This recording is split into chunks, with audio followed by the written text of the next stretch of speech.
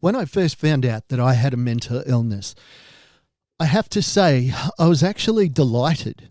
And that might seem strange, but I'd been going through a stage where my mind, my emotions were completely out of my control, and I didn't know what was wrong with me, and I didn't even know if there was anything wrong with me. Maybe I was making it all up. I'm going to talk about the dichotomy of finding out that you have a mental illness being a joyful thing versus a devastating thing in today's Shattered the podcast.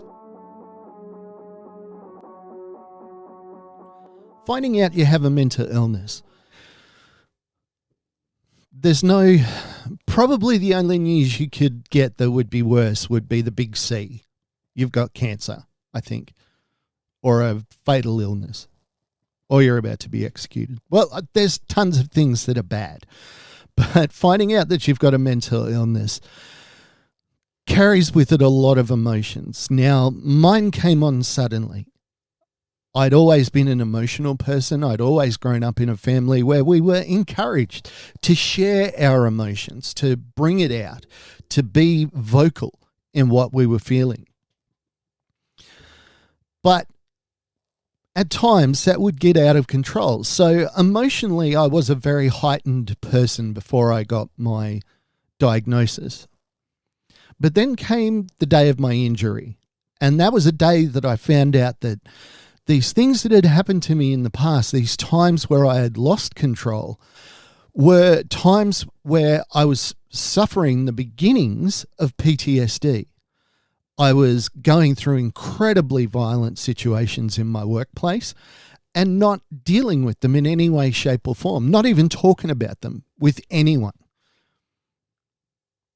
So when I found out after my final confrontation in the workplace that I had PTSD, it was a couple of weeks after, and I was sitting in front of my GP, tears pouring down my face, and I just said, I want to know what's wrong with me. And the doctor, to his credit, he was a GP, just turned to me and said, Mark, what you're going through is PTSD. This is not your fault. Now, fault is a hard thing to talk about because I saw the signs before I left the disability world, but I didn't recognize them, know them, or understand them. So fault, let's just take that off the table for the moment. Where I want to go today is what the actual guts are of finding out that you have a mental illness. Now, for me, my emotions, as I said, had been out of control. I was jumping at shadows. I was in that real airbag surprise moment that I've talked about a lot. The airbag, it springs suddenly, and it's a good thing. An airbag in a car will save your life, but you don't want to be hit with an airbag. It's violent, and that's why little kids can't sit in the front seat with a car that's got airbags in the front, because it could kill them. It is a violent process to go through, necessary to save your life, but only in that extreme. Now, that's what my emotions were like. They were like an airbag going off, and they were going off in places that I didn't know that they were going to go off. So it was a surprise. You're driving along, you turn the corner, airbag goes off. Hit the brakes, airbag goes off. Turn the key in the ignition, airbag goes off. You learn to fear the reaction more than you do the actual incident that took you out in the first place. So I'd gone through this. I was anxious. I was scared. I was frightened. Saying I was jumping at shadows is, it underplays it so much. I was constantly panicked. I was constantly waiting every second of every day to be attacked. I felt like somebody was over my head about to stab me in the spine. That's what it felt like all the time. Nobody could go behind me. My little kids could not come and read over my shoulders. A lot of people don't like that. They don't like that. Oh, get away from. But for me, it was like I could feel the knife getting ready to go into my spine with all the emotions that you would expect to have in that kind of situation. And it was just my kids standing behind me trying to look at something over my shoulder. With my kids, if I didn't overreact, I'd just put them on my lap. Felt perfectly safe then. So I'm sitting in this doctor's office. I'm distraught. I'm not sleeping. I haven't slept since the attack, pretty much, more than just a couple of hours a night. I was going through unbelievable insomnia. We talked about insomnia at other places. It is torture. They use keeping people awake for days and days at a time as a torture because it works. I'm thinking in the back of my mind that I am now destroying my family. My mind is telling me all kinds of lies. All kinds of lies. I'm terrible. I'm horrible. It's exacerbating and amplifying every bad experience that I've ever had into these gigantic things, confrontations, accidental times that I hurt somebody in my past, all come back at all hours of the day through this lens of mental illness, and my mind screaming at me that I am a terrible, terrible person because I did this. So I'm feeling that heightened emotion of that time over and over and over again. And I don't understand, and it's coming fast, and it's coming in a way that I can't control. I can't turn off. I can't just watch telly and not have it. I can't read. At the time I was writing at least 10 pages a day before I got hurt. Afterwards, I couldn't write 2 words. I just couldn't. I couldn't get these thoughts out of my head. Finding out that there was a diagnosis to what I had was a point where I was able to recognize what was going on in my system through somebody else's eyes.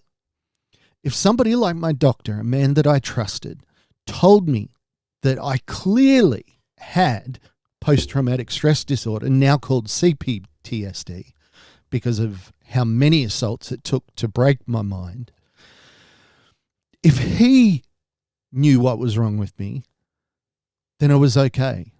It's like going to the doctor. I've got all these weird symptoms. I don't know what's going on. Oh, that's blah, blah, blah, blah, blah, blah. You're relieved. Great. Now I know what it is that I have, and I know that there's ways of getting past it. However,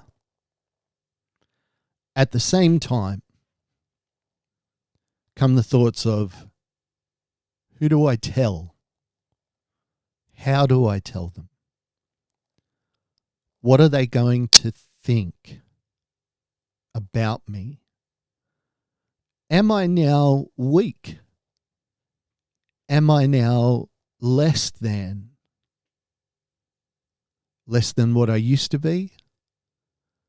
Less than what a normal person is? Quote unquote. When you add to that equation, that thought process, first off, your mind is out of control. Second, you've been told that it's out of control for a reason. Third, you're thinking about stigma. You're thinking about how this affects your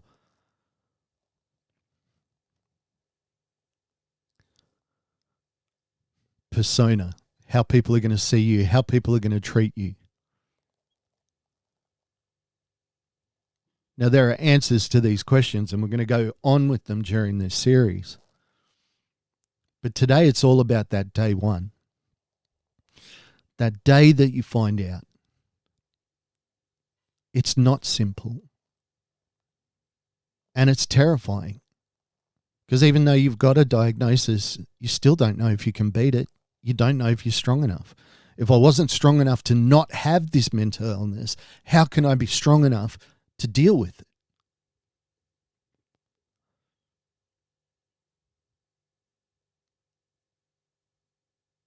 No wonder we find it so hard to talk about mental illness when even the people that have it are the ones with the most stigma against their own conditions. I'm going to sit down with my wife in the next little while. We're going to have a chat about what it was like for her when she found out that I had a mental illness, how it changed our family, how it changed our relationship. And we're going to keep talking about this stuff just because I want to normalize this conversation. I want people to feel free to talk about this stuff. So subscribe, like, and share, please. Why? Well, to be honest with you, I'm sick of hearing on every video that I see that somebody else does, some young person subscribe, like, and share because they want the numbers. I don't want the numbers. I want to help people. And if that number is one person helped, if that number is you, then that's okay. But I'd love to get the voice out there to more and more people. We're doing more interviews this year. We've got a lot of interviews coming up, which I'm really excited about. And that is going to do it for this week's STP. Have a great week, and I look forward to chatting to you next week. Join the conversation.